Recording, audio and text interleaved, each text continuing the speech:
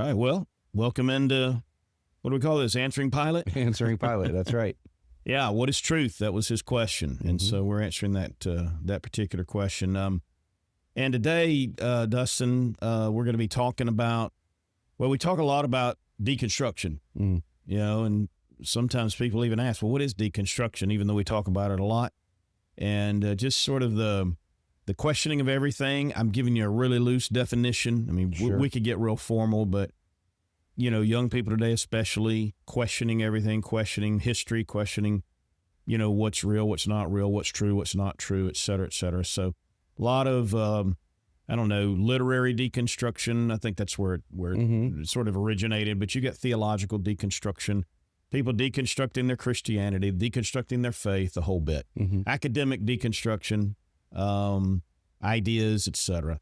Well, we want to talk about Reconstruction just a little bit, all right? And reconstructing Western civilization, which is just another way to say what we've been talking about, which is how the church can influence culture, because that's what we're called to do. And we've got that dominion mandate we talked about last time.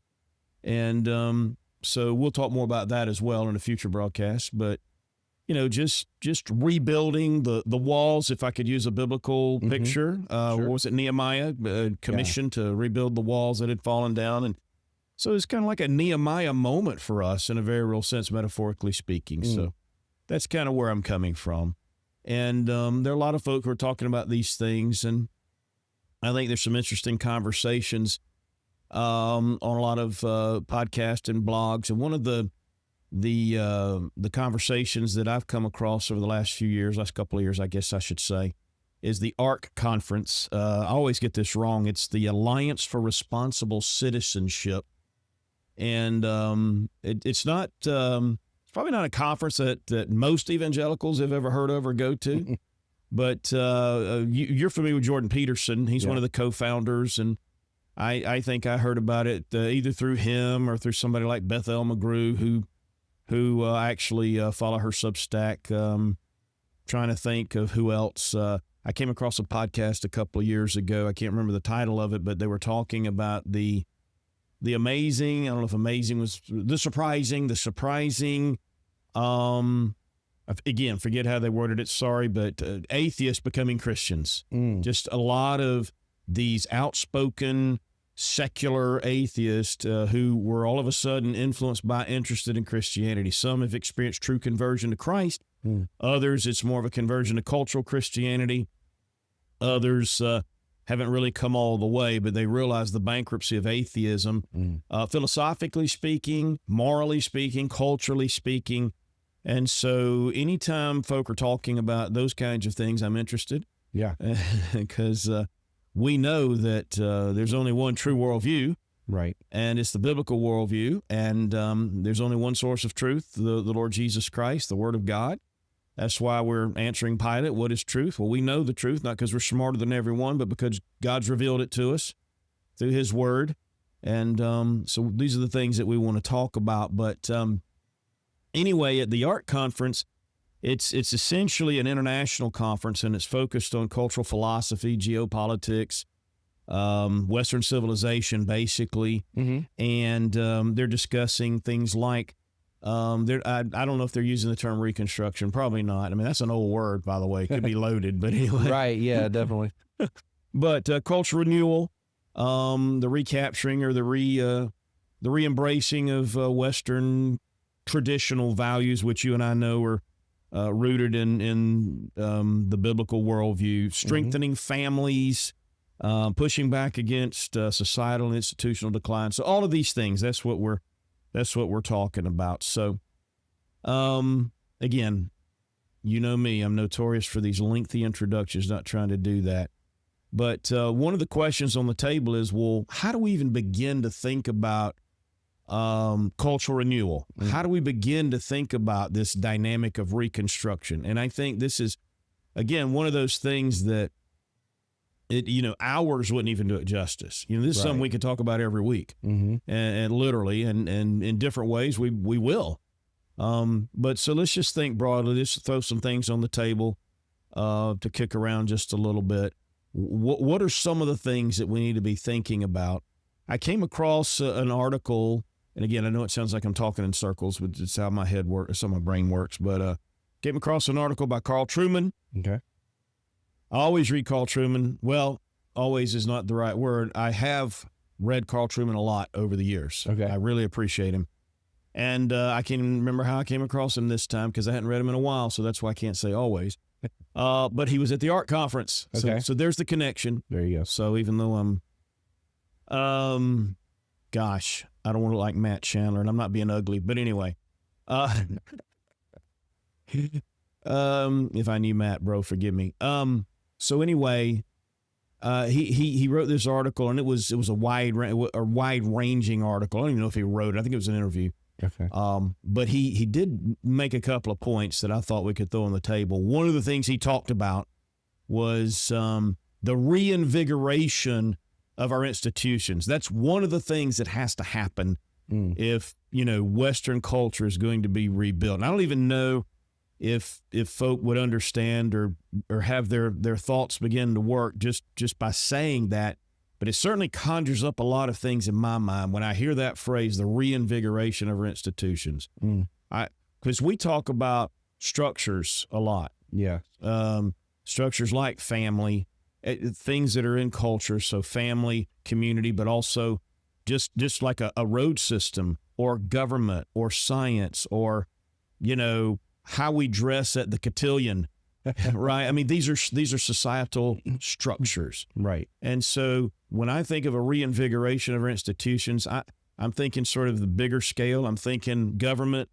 I'm thinking moral values. I'm thinking church, maybe education.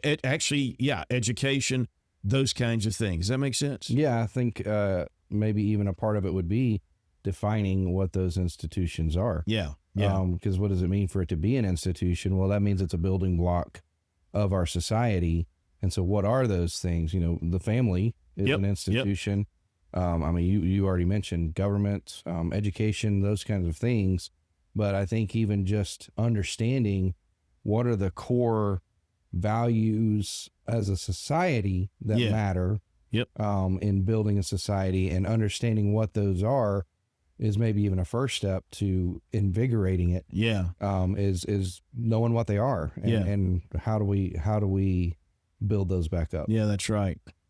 We talk about deconstruction, as I said, from time to time. We talk about the vernacular term, the common wokeism, which is critical theory. Yeah. And so I think there are lots of things that have eroded lots of our institutions, which erodes culture in general. And of course, underneath that is the erosion of the Christian worldview.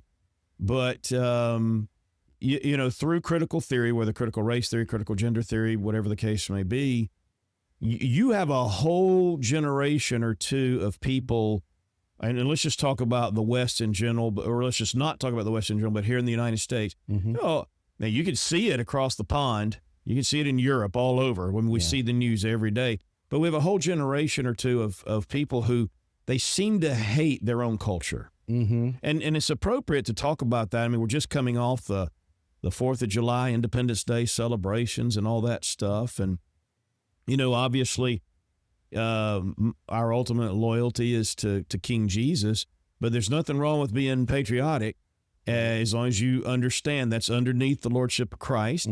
And it's a good thing to love your country. You can make an idol out of anything. I think you made that point on one of our broadcasts. But where I'm going with that is it seems that there are a lot of people, for whatever the reason, they still want to live in America, but they hate America. Right. And they hate what it stands for. They hate our institutions. They hate our values. They hate our history, the whole bit. And I think a lot of it is they don't understand. But yeah, interestingly enough, I stumbled across an article this afternoon, actually, and I don't remember who wrote it. I wasn't sure it would come up. You're right. So I didn't make the mental note. But it was, in fact, referencing the fact that there's this sermon that gets preached, as this person said, every 4th of July when the flags start coming out and, everybody starts, feeling really patriotic. there's always this quote unquote sermon that comes out that reminds us of how awful the United States of America has been throughout history. And obviously the number one thing that always comes up first is slavery. Sure. But then all the other atrocities that the United States is responsible for. Right. And basically, so we should really be ashamed to live in this country. And one of the several points that this article was making is that those that are truly patriotic, and especially Christians who appreciate the country that we live in, the freedoms that we have, and the background that formed this nation, none of us are trying to imply that there aren't bad pages on the history books of the United States of America. Right. That there weren't bad things that we allowed to happen or participated in or did, and that there weren't evils that took place. Right. But that's every nation's history. Oh yeah. And so and that seems to be, particularly since this is where we live, that tends to be what you hear so many that want to be critical. The way that it's presented is that the United States is unique in that we're the ones that have brought all this evil on the world. And that there's not an acknowledgement that, well, slavery was a part of every single civilization from the beginning of time. Sure. And so, we're not pretending that we haven't participated Right. in bad things. But there's also an ability to appreciate the good things that have come about. Yep. And that, as we've already said, the reason for those good things is that in its founding, much of it was based on a biblical or a Christian worldview. Yeah, that's right. That's right. 100%. Yeah. And we're not even trying to say, well, because every civilization in history is engaged in slavery. Every racial group in history is engaged in slavery. Therefore, it's okay. Right. We're not saying that at all. Not at all. And you made that clear. We're just saying we're guilty as charged, but at the same time, we're not unique. And let's don't fixate on that, because there's much to lament, but there's much to celebrate. Much to celebrate and much to preserve, which is what we're talking about. And so, like you just said, the Christian worldview is behind all of the good things that have transpired in America. And again, we also need to make a distinction between the U.S. government and the actual citizens of the United States. Right. We've been complaining about certain things our government is involved in right now, but we're not saying we hate America. Right. We're saying we love America. And we mean that again in a biblical way, and we want what's good for American citizens. We want what's good for people that live elsewhere as well. And if we lived in a different country, we'd be advocating for their good as well. And to the degree and to the extent that we can bless others in other countries, that's what we want to do. We send missionaries and all the rest. And we're talking about Western civilization in general here today as well. But this idea that, and again, it seems like the young people, and we talk about Gen Z, but the young people that fixate on these things, and again, I don't want to be critical, but there's almost this, they're so culturally and historically illiterate and ignorant. They easily get fixated on, this thing like slavery and how, it's not even our purpose to talk about slavery today, right. But it's probably the best example. But they get so fixated on that, they don't realize, wait a minute, there's lots of other things, and we don't have slavery anymore. And it was Christians who got rid of it, exactly, by the way. And, because we don't believe in slavery. Bible doesn't teach chattel slavery. So anyway, not to belabor that point too far. There's so many things I feel like saying, but that's why I get us off track. So these folk that seemingly, and it's in our institutions, so talking about education in many ways, but certainly the media, that's a big institution. They're taught to hate America. And I guess the point I'm trying to make is if they knew a little bit more about our history, and they knew a little bit more about what the Christian worldview actually says and who actually fought to, I mean, I think of a William Wilberforce. Now, he's in the UK, but 38 years of his life he spent defeating the slave trade there in the UK and all the rest. So this guy's a hero. He's a Christian. He's a hero. Right. He changed the world for the good, and that's what Christians do. And so we want to preserve that cultural good, to go back to our previous conversation. Excuse me. But I think when we talk about reinvigorating our institutions, one of the things that we have to realize, and Carl Trueman says this, because of what's happening in our institutions, you have a whole generation, he uses the term of culturally bankrupt people. They don't understand what our culture is or should be, nor do they have a vision for it. All they know is they hate slavery, right? To borrow the example that we've put on the table. And so there's a lot of reconstruction that we have to do, because it's really impossible to have confidence in a culture that you've been taught is worthless. Yeah, and they're so inundated by that message. You know, the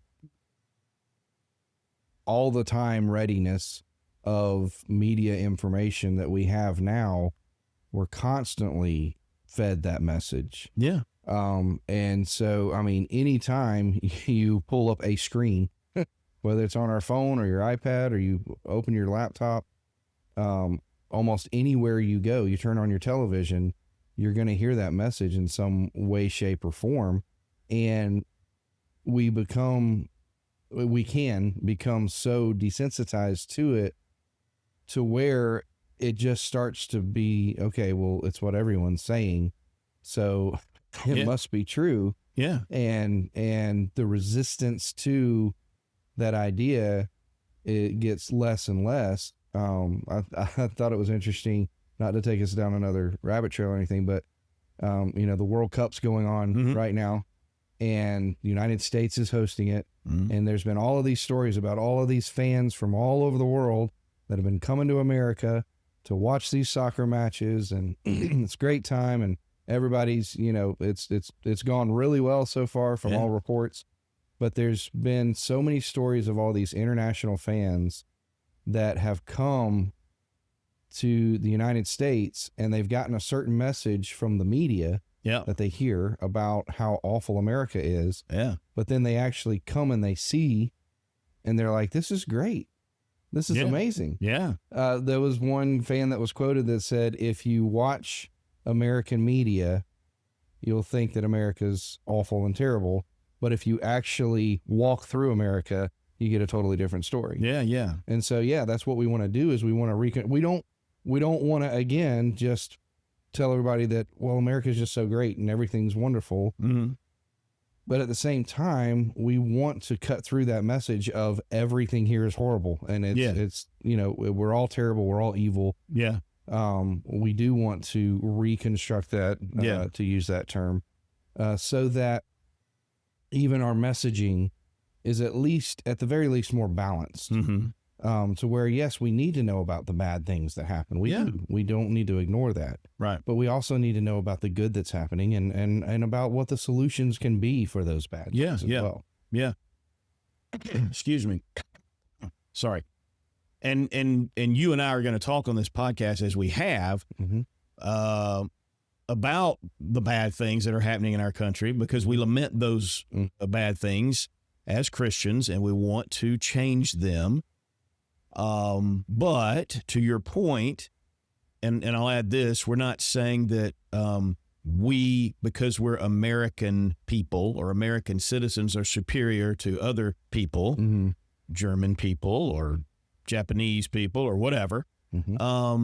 But to your point, I think a lot of folk who have visited America for the first time with this World Cup dynamic, you know, they're discovering, okay, well, a lot of things are different here than they've been told. A lot of things are different than where they're from. And again, that would depend on where.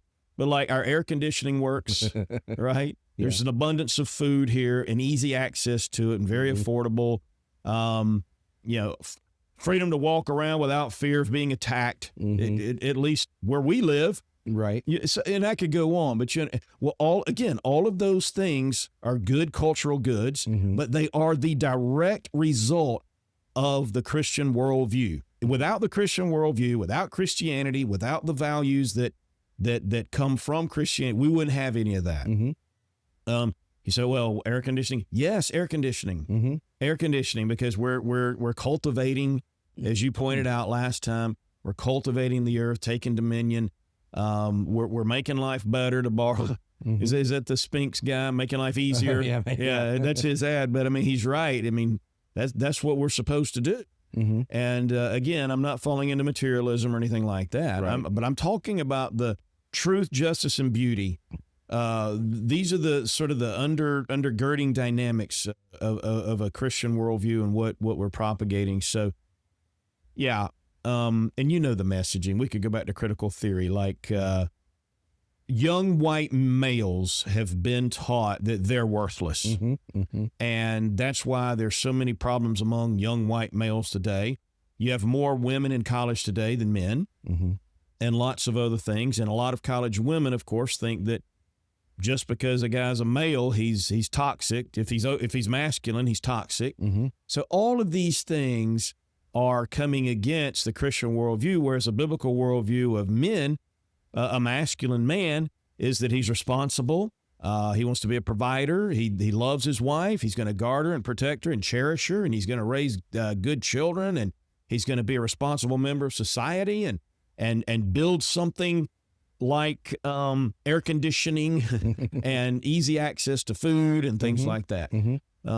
So you've got these our institutions propagating this message that America's evil, and we need to push back on that. One of the things that we need to do is push back on that. I was thinking about one of the things, because our culture's not worthless, by the way. Right. We got some problems, but anyway, one of the persons that I came across, again, I don't know how long ago this was, but I've heard her story, and I can't remember all the details, but I think she was also featured on this. She was an atheist. Her name's Ayan Hirsi Ali, Muslim, raised Muslim. Just a compelling story. But anyway, she speaks at this art conference, and one of the things that and she's come to Christ, by the way, out of Islam. And she talks about the oppressive nature of Islam and how horrible it is. And she essentially, not to tell her whole story, but essentially when she started thinking, again, she's an atheist, but became an atheist, but coming to Christ, it was more of a cultural Christianity, because she saw atheism had no, what's the word? It had no metaphysical capital. In other words, you can't defend goodness on an atheistic worldview. Okay. Where does goodness come from? Well, you and I argued on a recent broadcast, comes from God. God himself. And if you don't have God, then what does it matter? Right. We're just here. So I'll do what I want. And if I want to kill you for, we were talking about the mob. Yeah. Encroaching on my territory. Which is, anyway, I don't want to get too far afield again. But it has no metaphysical capital, just to, put it that way, for morality or values.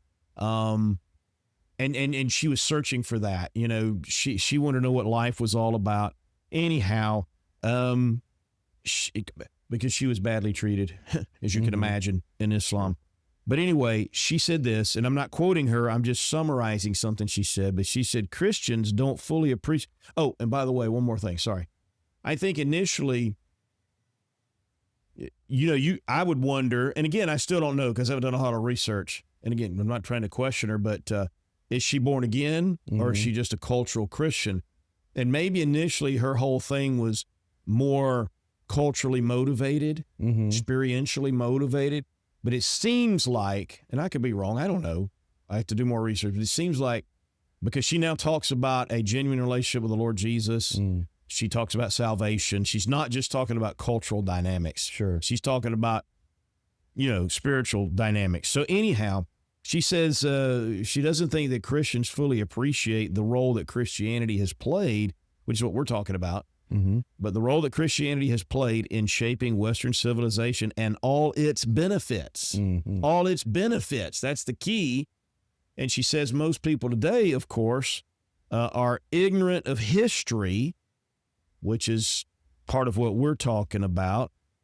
And so I think one of the things that we need to do in terms of reinvigorating, to go back to Carl Trueman, our institutions, we certainly need to spread the gospel. That's foundational. Right. But we also need, and then what flows from what are the cultural goods that flow from the gospel? We've mentioned some of those just with reference to the World Cup, as Providence would have it. But also just all those values that are good. And since I threw the phrase on the table, I'm going to throw it again, all the metaphysical capital or the metaphysical capital that is required to even sustain your moral outrage at slavery. You can't really be morally outraged at slavery unless you're a Christian. No, you can't. I mean, really, a Darwinian worldview what would be the problem with slavery? Yeah. If I'm stronger than you, if I'm more intelligent than you, then why shouldn't you be my slave, be my servant? Yeah. Might makes right. Yeah, it's might makes right. Survival of the fittest. Survival of the fittest, yeah. So, yeah, the biblical worldview is what counters all of the evils that we talk about in society. The things that we see and lament in our own culture are the direct result of walking away from biblical values. Whether they were understood to be biblical values initially or not, we know that, for example, that slavery is wrong because it does go against biblical values. That all men are created equal is a biblical view. It's not just something they came up with to write the Constitution. That's right. That's right. It comes from Scripture. I mean, it even says that there's no slave or free. Right. In for the those Bible. who are in Christ. That's right. And so, and we know that, again, if you are educated on history, that it was Christians that were at the forefront of trying to abolish slavery in America and slavery in England, around the world. And so, yeah, we want, when we're talking about Reconstruction, we want to reconstruct these biblical values because the things that we see being deconstructed are the direct result of turning away from those biblical values. Yeah. And just to put a finer point on that too, or at least what I was trying to communicate, and you picked up on it, the gospel's foundational, and then you have these cultural goods that flow from the gospel. They're downstream from the gospel. Well, one of those, we need to not only talk about those and promote those and provide that metaphysical capital, et cetera, but we need to get back to real education. Right. Let's teach history. And again, I know there's a lot of history teachers out there who are teaching history. And I know a lot of Christians who are teaching history. And then there are a lot of podcasters who are teaching history. But again, it seems that we've got a generation or two that's just really ignorant of our own history. And so somewhere they're getting this. And you know, we can talk about where it might be coming from. But well, yeah, and we know, we've talked about it before, that those the winners write the history books, as they say. But to maybe word it a little differently, those who are in power control the narrative of what history is. And so much of what is taught as history today is taught with an agenda driving it. But you know, what we're in favor of is we want history to be taught simply as the facts, as this is what has happened throughout history. And again, that means the ugly side as well as the beautiful side. We don't want to shy away from the dark pages of history, but we want to teach them as as a learning opportunity, Mm-hmm. not just to know that this happened, which we do need to know that it happened, Yeah. but to know why it was wrong. Yeah. How do we counteract the wrong that took place? And where is that answer found? And again, we keep coming back to, it's found in the gospel. Yeah. That's right. That's exactly right. There is a trend, and we've talked about this before, among young people, which is a good thing. And again, there's ebbs, there's flows, as always. And so we're talking about how there are a lot of young people who just ignorant, but then there's a lot of young people as well who are like, well, something's wrong, and they are pushing back. And again, some of them, they're getting a hold of the Christian message. Some of them are getting a hold of other messages. Mm-hmm. We understand that. Some of them are just angry. Some of them just dropped out. Mm-hmm. They're just living in their parents' basement. And sometimes some people are just lazy, but sometimes some of these young men, they're like, what do? I got no future. I got in this culture, Right. I got no future. Right. So we could cite a lot of reasons for that, but it seems like, and this is one of the things they talk about at the ARC conference, and one of the things that other folk are talking about, but it seems like that there are folk, particularly on the right, who seem to be expressing a greater appreciation for Christianity than they had been expressing up until very recently, if that makes sense.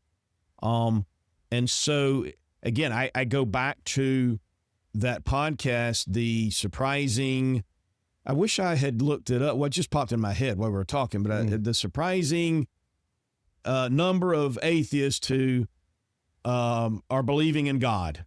Well, it is surprising. And I do think God is doing something. I don't, again, I don't have any statistics or anything like that, but I do know these are conversations, and I do know these are trends.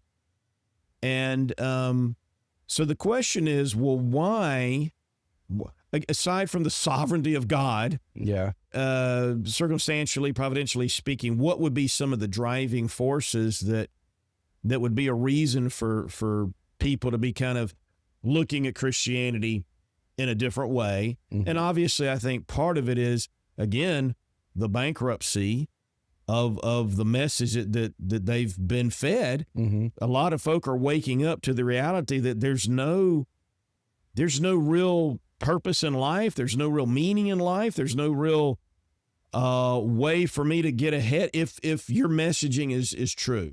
I'm trapped here. So you got a lot of folk who are pushing back on that. And I'm going to throw an example. Now, this is going back a few years. You remember who? Oh, his name just went out of my head. Who's the famous militant atheist that we used to talk about 20 years ago?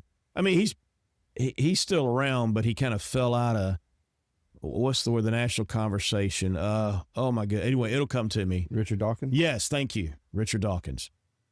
He came out one time years ago. Now, he's an atheist. And again, a militant atheist, right? Right. What were they called? There were three of those guys who were like I don't know. Yeah. You know what I'm talking about, the three musketeers of atheism. Anyhow, he came out and he said he wanted the Bible taught in public schools. Do you remember that? Yeah. He was like, and people were asking, well, you're an atheist. Why would you want the Bible taught?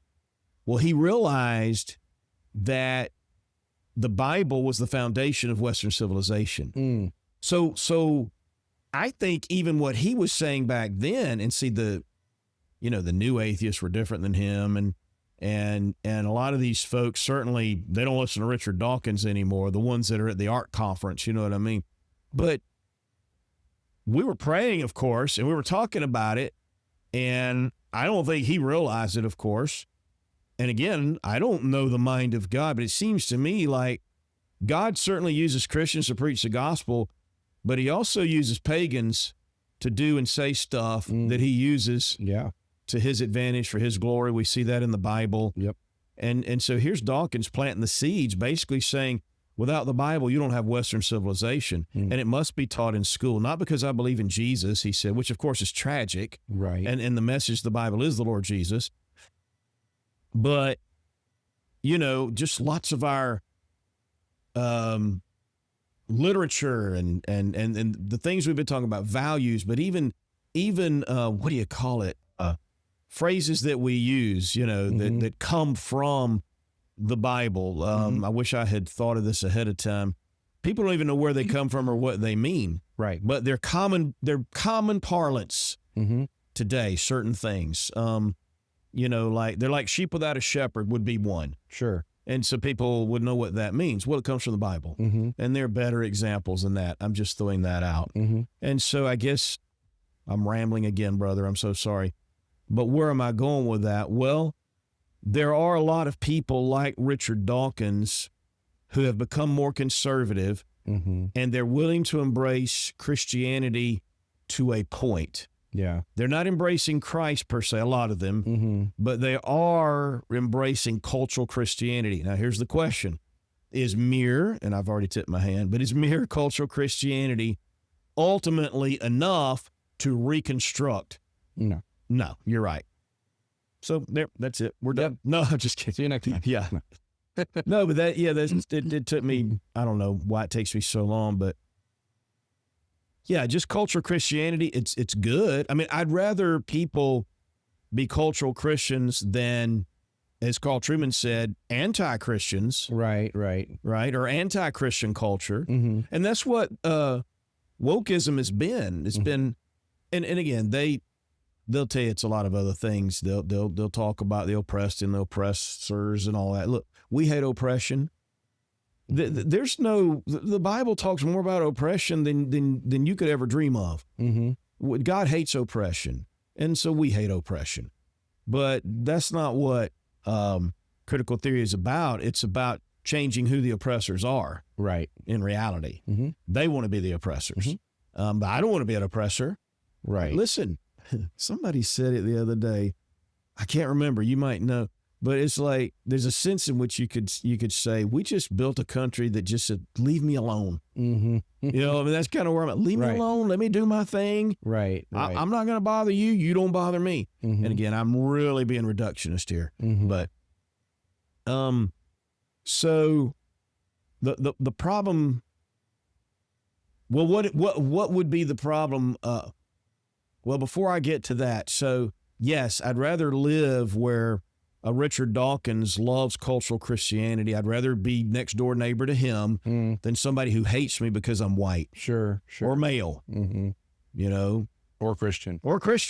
Yeah, man, I got 3 strikes against me. Right. So if we're going to rebuild, you got to go deeper than that. I will say one thing. I don't know how much time we have. I don't want to get into that.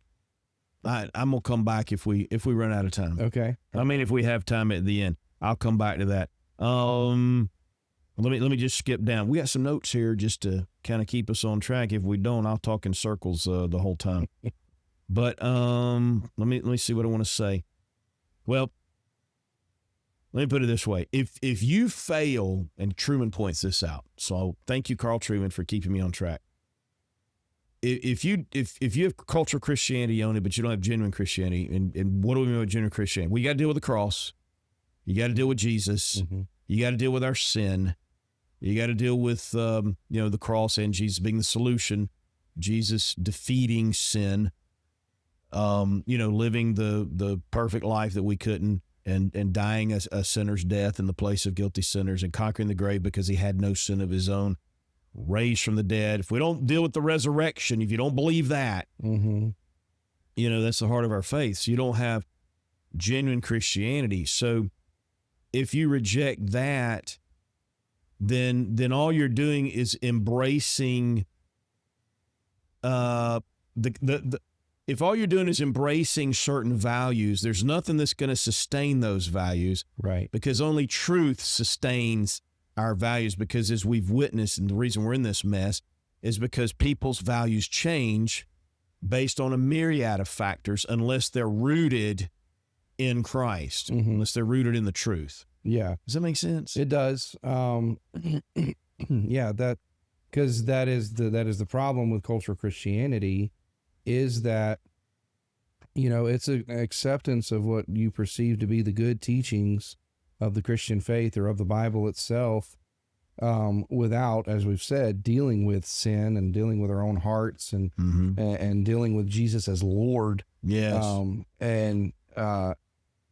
So what that ultimately ends up constructing is a facade, Yep. a fake front, Yep. that has the right terminology, maybe, that has the right look on its face to resemble Christianity, but at the heart of it, there's no bones there. And so if we want to rebuild it, then we do want to see people, their hearts and lives change from the inside, not just an outer. Cultural Christianity is just changing what it looks like on the outside. Yeah. But we want to see that heart changed, and it's because we know we want people saved, and that's how they have to be saved. Yes. They have to be changed from the inside out. That's right. But we also know that anything that's constructed without the inside being changed first, without hearts being changed, we know that it ultimately will be deconstructed. That's right. There you go. It'll be deconstructed. You might say, I like certain laws that Christians implement better than Sharia law that the Muslims implement. Okay, well, time goes by and you're like, well, why do we have this law? I don't like that law anymore. And you forget why. Right. And it's not rooted in Christ or truth or anything solid. It was just rooted in, oh, I like this better. Preference, which is relativism. Not to, again, harp on our president too much, but I mean, there's a classic example there, and that's why we did a 5-part miniseries. Yeah. Where, when he's campaigning, he's all too happy to hold up his Bible and say he loves 2 Corinthians or whatever it may be, but espouse a lot of conservative viewpoints that are rooted in Christianity, that are rooted in a biblical worldview, and talk about, I love the Christians, and things like that. But one of the reasons that we have criticism for some of the things that he's done, for example, and again, not just picking on him, but is that as we've seen the fruit of how he has lived out, we can tell that the genuine Christianity does not appear to be there. Yeah. And so the cultural Christianity that helps him get elected in elections can only carry so far, but then what's really inside is going to come out. And we've seen that in some ways that grieve us. But again, not just to pick on one person, but that's what we want for our culture and for our society, is to see those hearts changed to where it's not just this facade, but that genuine rebuilding can take place on the gospel. Yeah. I think it'd be great in the future to have an expanded conversation on that very point and bring in the whole idea of nationalism, Christian nationalism. What is the difference, and how nationalism ultimately, if you have Christian nationalism without Christ, it will devolve into nationalism. But that's a whole different subject. And if it just devolves into nationalism, well, that can certainly disappear as well. So anyway, Reconstruction. We gotta say something. We have said something about it, but I want to say a little something more about it before we end, unless you had something. No, go ahead. One of the things that we have to realize, I've talked a lot, and other people have, about the Muslim worldview. Without going down the list, one of the things that undergirds Islam, they take the long view. They're not trying to conquer the world next week. They are trying to conquer the world, but they're going to take 1,000 years to do it if that's what it takes in their mind, and they don't mind being patient. Do you know what I mean? Right. And again, I don't want to say a whole lot more about that right now. Not that we couldn't, but they're just very patient. They have a completely different mindset than most Americans. Most Americans, we want what we want it now. Yep. And I'm like that. Yeah. And sometimes that's wrong. But nevertheless, that's what I want. But I think with reference to what we're talking about, we're going to have to take the long view. And I don't necessarily, 1,000 years. No, but Carl Trueman points out that where we are now compared to where we were, it didn't happen overnight. And we talked about the long, or was that in a sermon I preached? The long, slow march to the institutions. Yeah, I think that might have been in a sermon. Yeah. Well, it's the same dynamic, right? Well, and you used the word earlier, eroded or erosion. And that's, again, when we're looking at what's taking place in our culture and our society right now, we are seeing the results of an erosion that's taken place over a long period of time. Yeah. It's not that somebody came in and just blew it up with a bomb. You know, it's gradually been worn down over time.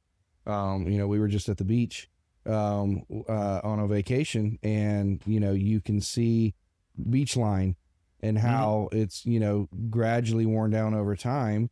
And if you were to look at a picture of the same coastline from 30 years ago compared to what it looks like now, it might look drastically different. Yeah. That erosion's still taking place even right now, but I don't notice it. Right. Because it's a slow and gradual. And so, yes, the erosion is a slow and gradual process. Rebuilding what's been eroded away is equally going to be a gradual process that's going to have to take place. Yeah, that's right. There's a tree in my backyard that's massive. I love it. But I remember when it was this high, because we had another tree fall on it and about kill it. And I didn't think anything about it. But anyway, trees grow relatively slowly. So this thing was tiny. And I just remember thinking, how in the world did that tree grow so fast in such a short period of time? It's just like unbelievable to me, because I was sitting there looking at it literally the other day. And I thought to myself, well, the actual ice storm that knocked the other tree down, that knocked that one down, was 20 years ago at least. And I remember that because I was having some health issues at the time. And so it was hard for me to cut the tree up. But now I just cut that thing up. Wouldn't take me no time at all. You know what I'm saying? Yeah. Anyway. So yeah, it's 20 years. So, and you don't see it growing, but there it is. So we have to take that long view. And then I think the last thing, and we got to wrap it up here. Because we talk a lot about our institutions. We talk about government. That's big. Talk about education. That's big. Education, whatever. One of the things I think we need to certainly embrace is that every individual Christian, and we talk about this too, but I think this is a good point.